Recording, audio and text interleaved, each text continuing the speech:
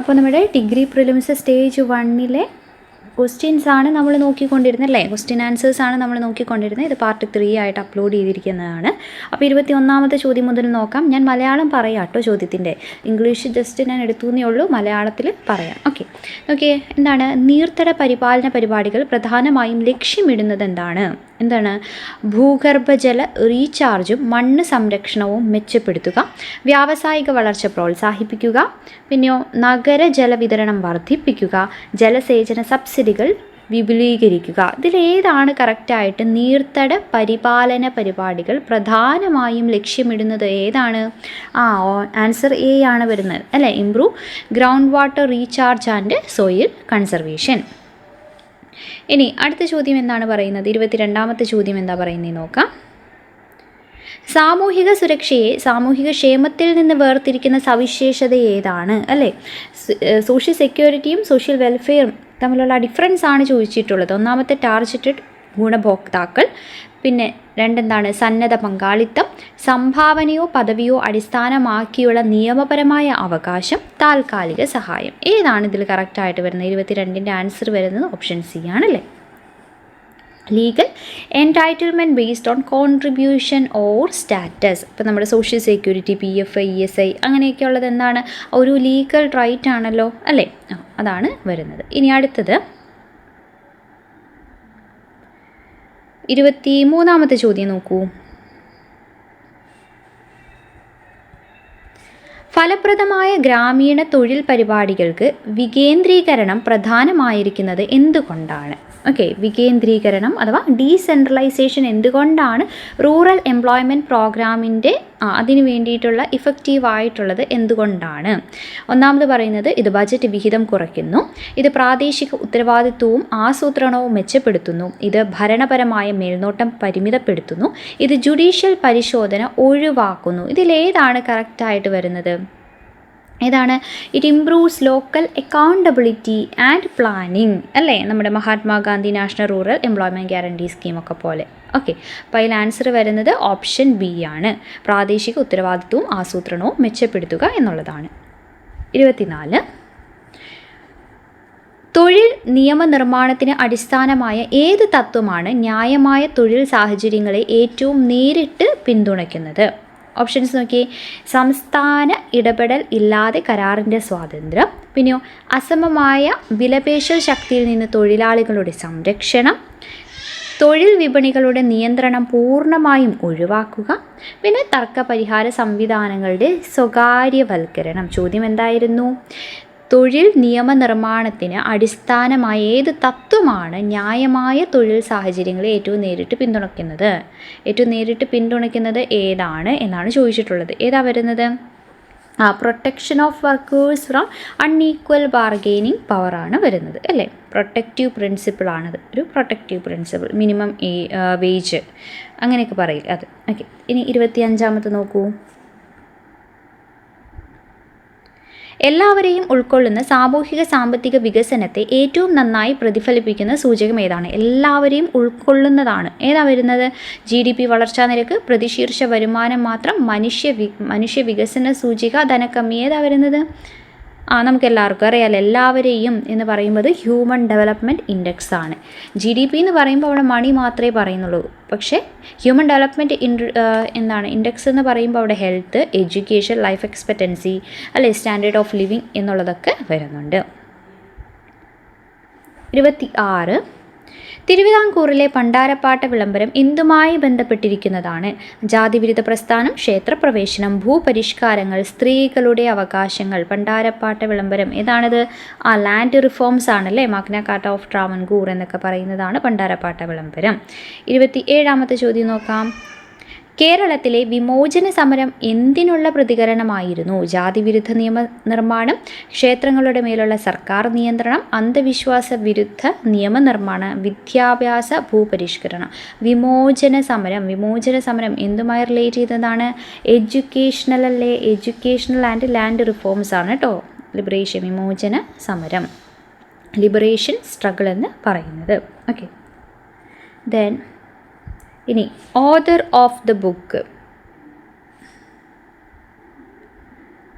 ഏതാണ്? The wretched of the earth. The wretched of the earth എന്ന പുസ്തകത്തിൻ്റെ രചയിതാവ് ആരാണ്? റിച്ച്ഡ് ആരാണ്?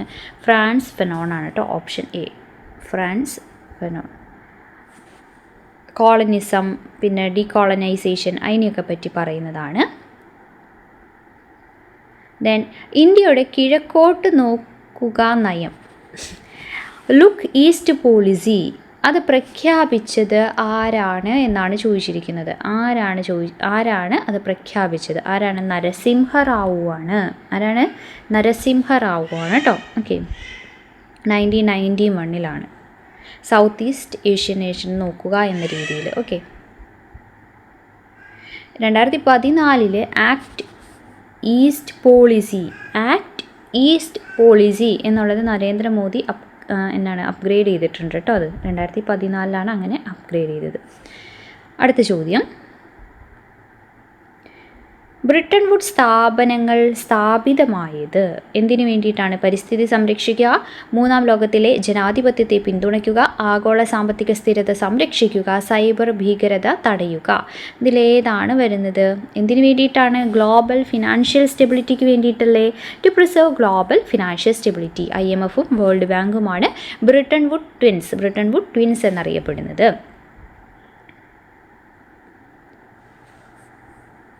ദെൻ മുറിച്ചിപ്പത്തനം എന്നും അറിയപ്പെട്ടിരുന്ന തുറമുഖം ഏതാണ്? മുറിച്ചിപ്പത്തനം, മുസിരീസ്, നെൽക്കിണ്ട, ബറക്ക, തീണ്ടീസ്. ഏതാണ്? മുറിച്ചിപ്പത്തനം. അതിൽ നിന്ന് തന്നെ നമുക്ക് കിട്ടൂല. ഏതാണ് അറിയപ്പെട്ടിരുന്നത്? മുസിരീസ് ആണ്. മുസിരീസ് അല്ലേ, കൊടുങ്ങല്ലൂർ ഏരിയയിലുള്ള മുസിരീസ് ആണ്. ഈ ഗെയിംസ് ബ്രിട്ടീഷ് എംപയർ ഗെയിംസ് എന്നറിയപ്പെട്ടിരുന്നു. ഏത് ഗെയിമാണ് ബ്രിട്ടീഷ് എംപയർ ഗെയിം എന്നറിയപ്പെട്ടിരുന്നത്? കോമൺവെൽത്ത് ഗെയിംസ് ആണ് കേട്ടോ. കോമൺവെൽത്ത് ഗെയിംസ് ആണ് ബ്രിട്ടീഷ് എംപയർ ഗെയിംസ് എന്ന് അറിയപ്പെട്ടിരുന്നത്. കോമൺവെൽത്ത് ഗെയിംസ് എന്നുള്ള പേര് വന്നത് 1978 കേട്ടോ. 1978 ആ പേര് വന്നത്, കോമൺവെൽത്ത് ഗെയിംസ് എന്നുള്ള പേര്. ഇനി ഒളിമ്പിക് മെഡൽ നേടിയ ആദ്യ ഇന്ത്യൻ വനിത ആരാണ്? ഒളിമ്പിക് മെഡൽ നേടിയ ആദ്യ ഇന്ത്യൻ വനിത Karnam മല്ലേശ്വരിയാണ്. Option B, Karnam Malleshwari. 2000 Sydney ഒളിമ്പിക്സിലാണ് bronze ആണ് ലഭിച്ചത്. ഇനി 2026 ഫിഫ ലോകകപ്പിൻ്റെ വേദിയാണ് ചോദിച്ചിട്ടുള്ളത്. ഇത് നമ്മൾ ജസ്റ്റ് ആ ഹോട്ട് ടോപ്പിക് പറഞ്ഞു പോയിട്ടുണ്ടായിരുന്നു. ശ്രദ്ധിച്ചിട്ടുണ്ടോ നിങ്ങൾ? 2026 ഫിഫ വേൾഡ് കപ്പിലോ അല്ലേ എല്ലാം വരും. US, Mexico, Canada, all of the above ആണ് ആൻസർ വരുന്നത്. ഈ 2023 അർജുന അവാർഡ് ടേബിൾ ടെന്നീസിൽ ലഭിച്ചത് ആർക്കാണ്? 2023 കേട്ടോ ചോദിച്ചിരിക്കുന്നത്. ശ്രദ്ധിക്കണം, 2023 ടേബിൾ ടെന്നീസിൽ എന്താണ് അർജുന അവാർഡ്? ഐഹിക മുഖർജിക്കാണ് കേട്ടോ. ഓപ്ഷൻ എ, ഐഹിക മുഖർജിക്കാണ് ലഭിച്ചത്. അടുത്ത 36ാമത്തെ ചോദ്യം, GR ഇന്ദുഗോപൻ്റെ അനു എന്ന നോവലിനെക്കുറിച്ചും അതിൻ്റെ ചരിത്ര പശ്ചാത്തലത്തെക്കുറിച്ചും ഇനി പറയുന്ന പ്രസ്താവനകൾ പരിഗണിക്കുക. പ്രസ്താവന 1, 16ാം നൂറ്റാണ്ടിലെ ഒരു വെള്ള അൽബിനോ ആനയുടെയും അതിൻ്റെ പാപ്പാൻ്റെയും കൊച്ചിയിൽ നിന്ന് റോമിലേക്കുള്ള യാത്രയാണ് അനു എന്ന നോവൽ ചിത്രീകരിക്കുന്നത്. പ്രസ്താവന 2 എന്താ പറയുന്നത്? കേരളത്തിൻ്റെ നവോത്ഥാന യൂറോപ്പുമായുള്ള ചരിത്രപരമായ സമുദ്രാന്ത ബന്ധങ്ങൾ പര്യവേഷണം ചെയ്യുന്ന നോവലാണ്. പ്രസ്താവന 3 പറയുന്നത് കേരളത്തിൻ്റെ ഭൂമിശാസ്ത്രപരമായ വ്യാപ്തിയെ അതിൻ്റെ ആഖ്യാനത്തിലൂടെ വിശാലമാക്കുന്ന നിരൂപക പ്രശംസ നേടിയ കൃതിക്ക് 2025 കേന്ദ്ര സാഹിത്യ അക്കാദമി അവാർഡ് ലഭിച്ചിട്ടുണ്ട്. ഇതിൽ ശരിയായിട്ടുള്ള പ്രസ്താവന ഏതാണ് എന്നാണ് ചോദിച്ചിട്ടുള്ളത്. ശരിയായിട്ടുള്ളത് ഏതാണ്? 1ഉം 2ഉമാണ് ശരിയായിട്ടുള്ളത്. 1ഉം 2ഉം. ഓക്കെ, 1ഉം 2ഉമാണ് ശരിയായിട്ടുള്ളത്. അടുത്ത ചോദ്യം 37ാമത്തെ ചോദ്യമല്ലേ ഇനി? അതെ. മലയാളത്തിലെ ഇതിഹാസ കവി കുഞ്ചൻ നമ്പ്യാരെക്കുറിച്ച് ഇനി പറയുന്ന പ്രസ്താവനകൾ പരിഗണിക്കുക. എന്താണ്? 18ാം നൂറ്റാണ്ടിലെ തുള്ളൽ കലാരൂപത്തിൻ്റെ ശില്പിയായ കുഞ്ചൻ നമ്പ്യാർ തൻ്റെ രചനകളിൽ മൂർച്ചയുള്ള സാമൂഹിക വിമർശനവും നർമ്മവും സമന്വയിപ്പിച്ചതിന് ജനകീയ കവിയായി ആഘോഷിക്കപ്പെടുന്നു. പിന്നെ പറയുന്നത് മലയാളത്തിലെ ആദ്യത്തെ ഭാഷാ ചരിത്രകാരനായ പി ഗോവിന്ദപിള്ളയാണ് നമ്പ്യാരുടെ കൃതികളെ ആദ്യമായി പട്ടികപ്പെടുത്തിയത്. അദ്ദേഹത്തിൻ്റെ പ്രാരംഭ പട്ടികയിൽ കൃത്യമായി 60 തുള്ളൽ രചനകൾ തിരിച്ചറിഞ്ഞു. പ്രസ്താവന 3 എന്താ പറയുന്നത്? സാഹിത്യ പഞ്ചാനൻ കണ്ടെത്തിയ സുന്ദോപസുന്ദോപാഖ്യാനം ഉൾപ്പെടുത്തുന്നതിനുൾപ്പെടെ വിവിധ പ്രസിദ്ധീകരണങ്ങളിലൂടെ നമ്പ്യാർക്ക് അവകാശപ്പെട്ട കൃതികളുടെ എണ്ണം കാലക്രമേണ വികസിച്ചു. അതിൽ എന്താണ് ചോദ്യം? ഈ പ്രസ്താവനകളിൽ ഏതാണ് ശരിയായിട്ടുള്ളത്? ശരിയായ പ്രസ്താവന ഏതാണ്? എല്ലാം ശരിയായിട്ടുള്ളതാണ്. അപ്പോൾ ഓൾ ഓഫ് ദി എബോവ് ആണ് വരുന്നത് കേട്ടോ. ഓക്കെ, ഈ 38 നോക്കാം. 38ാമത്തെ ചോദ്യം എന്താണ് പറയുന്നത്? കവി ടി ഉബൈദിനെ കുറിച്ച് പറയുന്ന പ്രസ്താവനകളിൽ ശരിയായത് ഏത്? ടി ഉബൈദ് ഒരു ദ്വിഭാഷാ കവിയായിരുന്നു. അദ്ദേഹം മലയാളം, കന്നഡ സാഹിത്യത്തിന് ഗണ്യമായ സംഭാവനകൾ നൽകി. കേരള രൂപീകരണ കാലഘട്ടത്തിൽ കവി മലയാളം തൻ്റെ പ്രാഥമിക മാധ്യമമായി തിരഞ്ഞെടുത്തപ്പോൾ കന്നഡ ഭാഷയിലുള്ള പ്രതീകാത്മക വിടവാങ്ങലായിട്ടാണ് വിടവാങ്ങൽ എന്ന കവിത എഴുതിയത്. 1908 കാസർഗോഡിൽ നടന്ന സാഹിത്യ പരിഷത്ത് സമ്മേളനത്തിലാണ് വിടവാങ്ങൽ ആദ്യമായി അവതരിപ്പിക്കപ്പെടുന്നത്. ഓക്കെ, കവി ടി ഉബൈദിനെ പറ്റിയിട്ടാണ് ചോദിച്ചിട്ടുള്ളത്. ശരിയായിട്ടുള്ള പ്രസ്താവന ഏതൊക്കെയാണ്? 1ഉം 2ഉമാണ് ശരിയായിട്ടുള്ളത്. 1ഉം 2ഉം. ഓക്കെ, അപ്പോൾ ആൻസർ വരുന്ന ഓപ്ഷൻ എ ആണ്. ഓക്കെ, ഇനി 39ാമത്തെ ചോദ്യം നോക്കാം. താഴെ പറയുന്ന നവോത്ഥാന നേതാക്കളെ അവരുടെ ജനനവർഷമനുസരിച്ച് ക്രമീകരിക്കാനാണ് പറഞ്ഞിട്ടുള്ളത്. ജനനവർഷമനുസരിച്ച് ക്രമീകരിക്കുക. ഏത് വരും കറക്റ്റ്? ആറാട്ടുപുഴ വേലായുധ പണിക്കർ, വക്കം മൗലവി, ചട്ടമ്പി സ്വാമി, ഡോക്ടർ പി പൽപു. ഏതാ വരിക കറക്റ്റായിട്ട്? ഓപ്ഷൻ ഡി ആണ് വരുന്നത്. 1, 3, 4, 2 അല്ലേ? ആറാട്ടുപുഴ വേലായുധ പണിക്കർ 1825, ചട്ടമ്പി സ്വാമികൾ 1853, അത് കഴിഞ്ഞ് 63 ഡോക്ടർ പൽപു, 73 വക്കം മൗലവിയാണ്. ഓക്കെ, ഇനി 40ാമത്തെ ചോദ്യം നോക്കാം. 40ാമത്തെ എന്താ പറയുന്നത്? താഴെ പറയുന്നവയിൽ ബുദ്ധമതവുമായി ബന്ധമില്ലാത്ത ആരാധനാലയങ്ങൾ ഏതാണെന്നാണ് ചോദിച്ചിട്ടുള്ളത്. ഈ ഓപ്ഷൻ നോക്കിയേ: കിളിരൂർ ഭഗവതി ക്ഷേത്രം, കൂടൽമാണിക്യ ക്ഷേത്രം, ഭരണിക്കാവ് ക്ഷേത്രം, ശബരിമല ക്ഷേത്രം. ഇതിൽ ബുദ്ധമതവുമായി ബന്ധമില്ലാത്തതാണ് ചോദിച്ചിട്ടുള്ളത്. ഏതാ വരിക ബുദ്ധമതവുമായി ബന്ധമില്ലാത്തത്? കൂടൽമാണിക്യം അല്ലേ? ഓപ്ഷൻ ബി കൂടൽമാണിക്യമാണ് വരുന്നത്. ഓക്കെ, ഇരിഞ്ഞാലിക്കുട കൂടൽമാണിക്യം ജൈനിസമായിട്ടാണ് കേട്ടോ. ജൈൻ തീർത്ഥങ്കര ട്രഡീഷനൊക്കെ ആയിട്ട്.